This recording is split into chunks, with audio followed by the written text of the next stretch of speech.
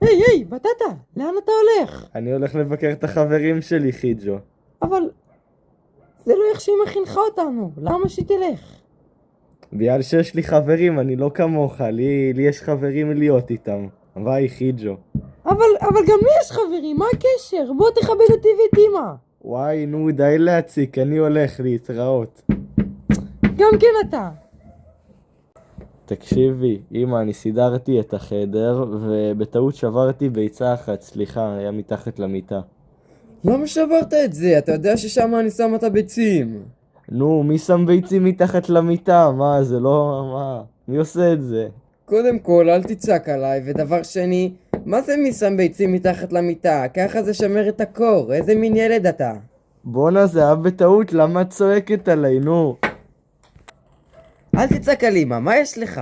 וואי, אני לא יכול איתכם, נו, מה יש לכם אתם? זהו, אני עם המשפחה הזאתי סיימנו.